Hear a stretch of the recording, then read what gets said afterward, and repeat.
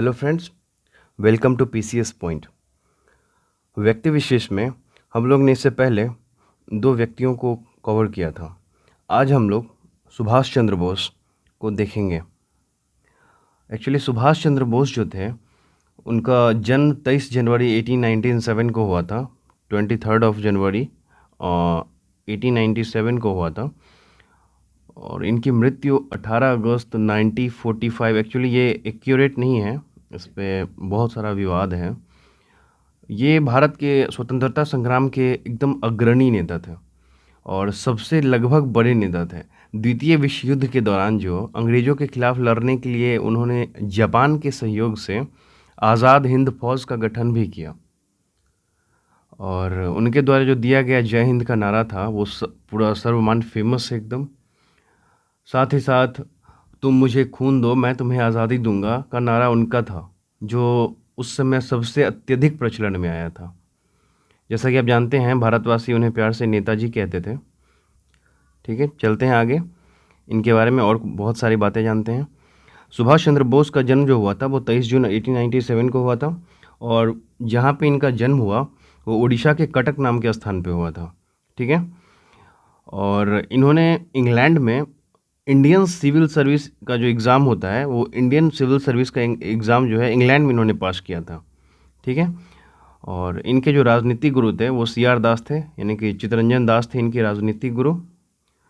साथ ही साथ सुभाष चंद्र बोस जो थे, गांधी जी से पहली दफ़ा मुंबई में मिले थे। पहली बार जो है गांधी जी से ये मिले थे मुंबई में।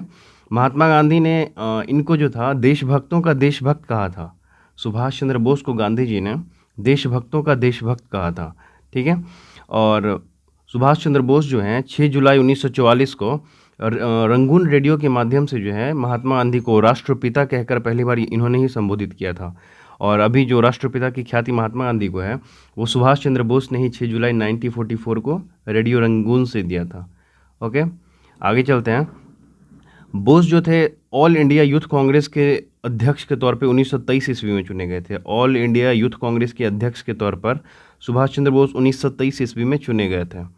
ओके, आज़ाद हिंद फौज नाम का जो संगठन था वो द्वितीय विश्व युद्ध जो 1939 से 1945 ईस्वी तक चला था, उसी दौरान इन्होंने गठन किया था। ठीक है, यहाँ पे बहुत ही इंटरेस्टिंग फैक्ट है कि आज़ाद हिंद फौज का गठन पहली बार एक्चुअली किए थे मोहन सिंह किए थे पहली बार आज़ाद हिंद फौज का गठन।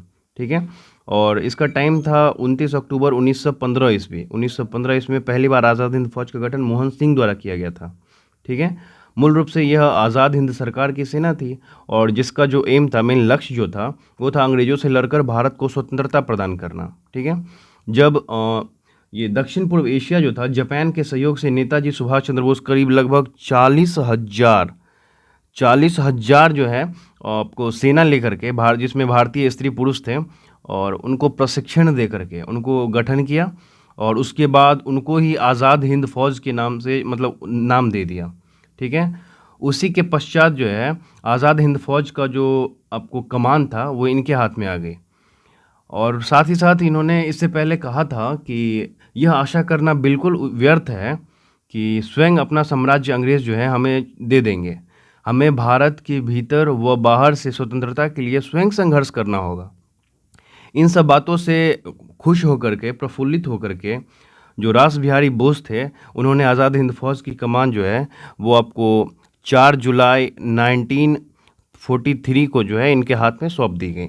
ओके, साथ ही इस आज़ाद हिंद फौज के बारे में बात करें तो 75 वर्ष पूर्ण होने के उपरांत जो है 2018 ईस्वी में प्राइम मिनिस्टर नरेंद्र मोदी के द्वारा जो लाल किले पे तिरंगा फहराया गया था, उसके पश्चात 23 जनवरी 2021 को नेताजी की 125वीं जयंती पे 23 जनवरी 2021 को नेताजी की जो 125वीं जयंती हुई थी, उसको भारत सरकार ने पराक्रम दिवस के तौर पे मनाना स्टार्ट किया। ओके,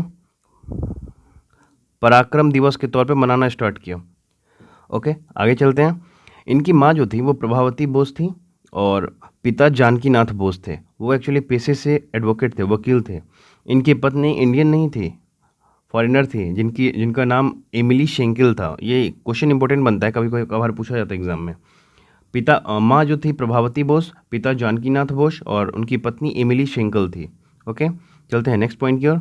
अगला पॉइंट है कि सिंगापुर से जो बोस थे वो दिल्ली चलो का नारा दिए थे। ये नारा बहुत ही फेमस हुआ था। तो ये नारा कहाँ से दिए थे दिल्ली चलो? तो सिंगापुर से ही दिए थे दिल्ली चलो का नारा। ओके, आगे बढ़ते हैं। कांग्रेस की अध्यक्षता इन्होंने 2 बार की, एक हरिपुरी और एक त्रिपुरी में। हरिपुरी में उन्होंने 1938 ईस्वी में अध्यक्षता की थी और 1939 ईस्वी में इन्होंने त्रिपुरी में अपनी कांग्रेस की अध्यक्षता की थी। आगे बढ़ते हैं। फॉरवर्ड ब्लॉक की स्थापना 1939 ईस्वी में इन्होंने फॉरवर्ड ब्लॉक की स्थापना की थी और आज़ाद हिंद फौज के बारे में मैंने ऊपर बता दिया हुआ है। आगे बढ़ते हैं। 1992 ईस्वी में भारत रत्न इन्हें दिया गया। 1992 ईस्वी में मरणोपरांत इन्हें भारत रत्न से सम्मानित किया गया भारत सरकार के द्वारा। ठीक है, इंडिया और इनके द्वारा जो अधिकतर पुस्तक लिखी गई है उनका नाम आपको इंडियन स्ट्रगल, टर्नर स्वप्न, एन इंडियन पिलग्रिम्स इत्यादि पुस्तकें बोस ने खुद लिखी थी, जिसमें इंडियन स्ट्रगल काफ़ी बार पूछा गया है। इंडियन स्ट्रगल और टर्नर स्वप्न बहुत बार पूछा गया है। ये भी अच्छा बुक होगा, एन इंडियन पिलग्रिम्स। ओके, आगे चलते हैं। रविन्द्रनाथ टैगोर ने इन्हें देश नायक कहा था। ये क्वेश्चन भी बहुत इंपॉर्टेंट बनता है कि सुभाष चंद्र बोस को देश नायक किसने कहा था? तो रविन्द्रनाथ टैगोर साहब ने सुभाष चंद्र बोस को देश नायक कहा था। ओके, और बोस का जो रहस्यमय मृत्यु हुआ था वो इसलिए सस्पेंस है क्योंकि अधिकतर जगह कहा जाता है कि 18 अगस्त 1945 को इनका जो विमान था वो मंचूरिया जा रहा था। मंचूरिया जाने के पश्चात ही ये ताइवान के पास दुर्घटना का शिकार हो गया, जिनमें नेताजी सुभाष चंद्र बोस की मृत्यु हो गई। अब ये कहाँ तक सच है, इस पर एक कमीशन भी गठित हुई थी, उसके बारे में हम आगे पढ़ेंगे, मुखर्जी आयोग के नाम से। वो इस कमीशन की जांच किए थे। सुभाष चंद्र बोस ने जर्मनी में जो भारतीय स्वतंत्रता संगठन और आज़ाद हिंद रेडियो की स्थापना की थी। जर्मनी में सुभाष चंद्र बोस ने भारतीय स्वतंत्रता संगठन और आज़ाद हिंद रेडियो की स्थापना की थी। आगे चलते हैं। इन्होंने जापानी सेना के साथ मिलकर के ब्रिटिश व कॉमनवेल्थ सेना से वर्मा सहित इम्फाल और कोहिमा, इम्फाल आपको मणिपुर की राजधानी हो गई और कोहिमा नागालैंड की हो गई, इम्फाल एवं कोहिमा में एक साथ मोर्चा लिया था। जापानी सेना के साथ मिलकर के ब्रिटिश व कॉमनवेल्थ सेना से वर्मा सहित जो है इम्फाल और कोहिमा में एक साथ मिलकर मोर्चा लिया था। ओके, नेक्स्ट पॉइंट चलते हैं।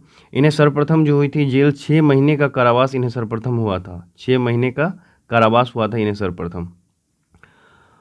जवाहरलाल नेहरू के साथ इन्होंने मिलकर इंडिपेंडेंस लीग की शुरुआत की थी। ये भी बहुत इंपॉर्टेंट क्वेश्चन बनता है कि इंडिपेंडेंस लीग की शुरुआत किसने की थी?